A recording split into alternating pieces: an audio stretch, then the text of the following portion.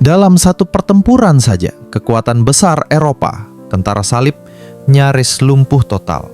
Pertempuran Hattin tahun 1187 menjadi salah satu kekalahan paling memalukan dalam sejarah perang salib. Lebih dari 20.000 pasukan Kristen terbunuh atau ditangkap. 2 relik suci, salib suci dan mahkota pasukan salib dirampas. Kota Yerusalem, jantung impian perang salib, kini terbuka tanpa perlindungan. Kekalahan ini mengguncang Eropa dan menandai awal dari akhir kejayaan perang salib pertama. Tidak hanya menghancurkan kekuatan militer mereka, tetapi juga menghantam moral dan simbolisme agama mereka. Inilah titik balik besar yang mengguncang Eropa Kristen dan membuka jalan bagi Salahuddin Al-Ayyubi untuk menjadi tokoh sentral dalam sejarah Islam. Salahuddin Al-Ayyubi atau Saladin dalam catatan Barat bukan hanya jenderal biasa. Ia adalah simbol kejayaan Islam dalam menghadapi ancaman besar dari dunia Kristen Eropa. Pada puncak konflik perang salib, ia muncul sebagai pemimpin yang tidak hanya bijak, tapi juga memiliki kehormatan luar biasa dalam perang. Pertempuran Hattin menjadi babak krusial dalam sejarah perang salib. Disinilah Salahuddin membuktikan bahwa strategi, kesabaran, dan iman dapat mengalahkan jumlah dan kekuatan senjata. Pertempuran ini bukan hanya soal kemenangan militer, tetapi juga kemenangan ideologi, martabat, dan harapan dunia Islam. Yerusalem yang diduduki selama hampir 90 tahun oleh tentara salib, kini berada dalam jangkauan. Menghadapi tentara salib bukanlah tugas mudah. Mereka adalah pasukan tangguh, berpengalaman, dan memiliki dukungan dari seluruh kerajaan Kristen Eropa. Salahuddin harus berhadapan dengan pasukan gabungan Raja Guy de Lusignan dan Raymond III, serta benteng-benteng kuat di Yerusalem dan sekitarnya. Selain itu, wilayah Muslim saat itu juga tidak sepenuhnya bersatu. Banyak emirat dan sultan kecil yang lebih mementingkan kepentingan lokal.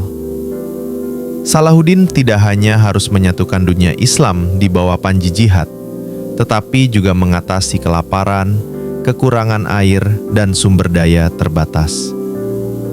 Di tengah panasnya padang Hattin, ia menempatkan pasukannya secara strategis untuk mengepung dan melemahkan lawan. Salahuddin menunjukkan kecerdikan luar biasa dalam menyusun taktiknya. Ia sengaja membiarkan pasukan salib meninggalkan Acre menuju Tiberias, lalu menjebak mereka di dataran kering Hattin yang minim air. Dalam kondisi panas ekstrim dan kehausan yang parah, moral dan kekuatan pasukan salib perlahan runtuh. Salahuddin memblokade sumber air dan mengepung mereka dari berbagai arah, memaksa mereka bertempur dalam kondisi terburuk. Ia juga menggunakan api untuk membakar rumputan kering, menambah kepanikan musuh. Semua ini bukan kebetulan.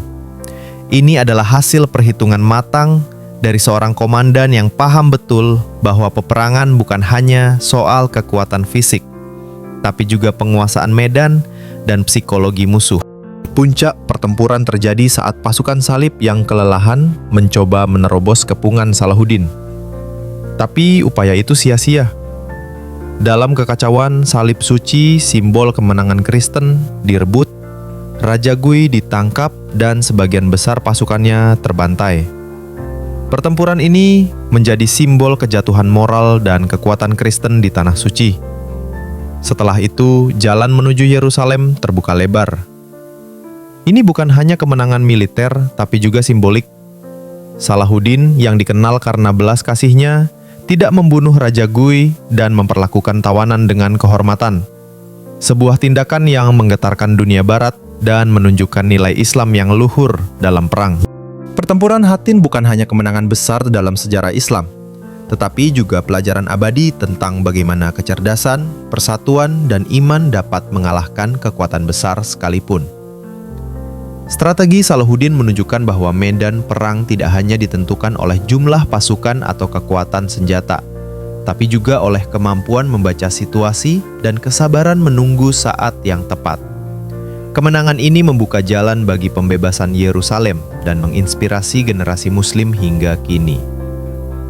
Hingga hari ini, nama Hattin masih dikenang sebagai simbol kejayaan Islam dan Salahuddin sebagai pahlawan sejati yang menjunjung tinggi nilai kemanusiaan dalam perang.